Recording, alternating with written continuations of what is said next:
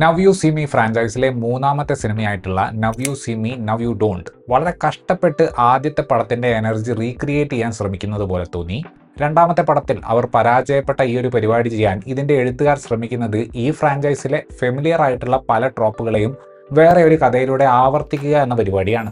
ഈ സിനിമയിലെ സെറ്റ് പീസുകൾക്ക് ഒന്നും തന്നെ പഴയതിന്റെ ആ ഒരു ഗ്രേസ് ഉള്ളതായിട്ട് തോന്നിയില്ല. അതിൻ്റെ കൂടെ പരിചയമുള്ള ഒരു ട്വിസ്റ്റ് പുതിയ പാക്കേജിങ്ങിൽ അവതരിപ്പിക്കുകയും കൂടി ചെയ്തുകൊണ്ട് ഫ്രാഞ്ചൈസിന്റെ പോപ്പുലാരിറ്റി പരമാവധി മുതലെടുക്കുക എന്ന ഉദ്ദേശമാണ് പടത്തിനുള്ളത് എന്ന് തിരക്കഥ പറയാതെ പറയുകയാണ്. നമ്മുടെ ഹോഴ്സ്മാൻ കഴിഞ്ഞ 10 വർഷമായിട്ട് കാര്യമായി പരിപാടികളൊന്നും ചെയ്തിട്ടില്ല.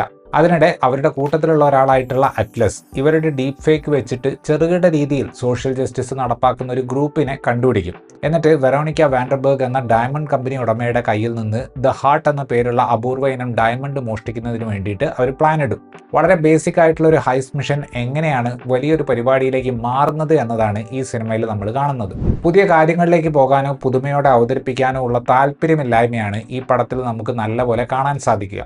ഏതാണ്ട് ഫാസ്റ്റ് ആൻഡ് ഫ്യൂരിയസ് ഫ്രാഞ്ചൈസിന് സമാനമായ രീതിയിൽ കുറേ കഥാപാത്രങ്ങളെ സൃഷ്ടിക്കാനാണ് അവർ ശ്രമിക്കുന്നത്. തുടക്ക ഭാഗങ്ങളിലൊക്കെ ഒരു എനർജി ഉണ്ടെങ്കിലും മൊത്തത്തിൽ കാര്യങ്ങൾ പ്രെഡിക്റ്റബിൾ ആണ്. ആളൊഴിഞ്ഞൊരു ബംഗ്ലാവിൽ നമ്മുടെ ഫുൾ ടീം എത്തുന്ന സീക്വൻസിൽ വെച്ചിട്ടുള്ള പല സെറ്റപ്പുകളും പേ ഓഫുകളും വളരെ ഒബ്വിയസ് ആണ്. ഒരെണ്ണം മാത്രമേ കുറച്ചെങ്കിലും വ്യത്യസ്തത ഉള്ളതുള്ളൂ. പക്ഷേ സിനിമ സസൂക്ഷ്മം നോക്കുന്നവർക്ക് ഒന്നും കാണാതെ ചില കാര്യങ്ങൾ വെക്കില്ല എന്നത് മനസ്സിലാവും.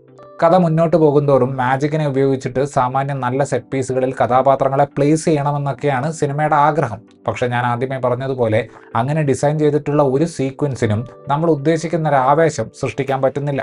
ഒരു പോലീസ് സ്റ്റേഷന്റെ അകത്തുള്ള ആക്ഷൻ സീക്വൻസ് മാത്രമാണ് കുറച്ചെങ്കിലും നമ്മൾ പ്രതീക്ഷിക്കുന്ന നിലവാരത്തിന്റെ അടുത്തേക്ക് എത്തുന്നത്. പക്ഷെ അതും പെട്ടെന്ന് തീരുകയാണ്. പടത്തിന്റെ റൈറ്റിംഗിൽ ഒരുപാട് ജനറിക് ആയിട്ടുള്ള ബീറ്റുകളുണ്ട്.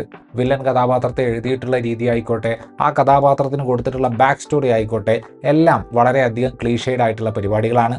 ഇടയ്ക്കിടയ്ക്ക് ഇത്തിരി മാജിക് കാണിക്കുന്നു എന്നതുകൊണ്ട് മാത്രമാണ് പടം വലിയ മുഷിപ്പില്ലാതെ കാണാൻ പറ്റുന്നത്.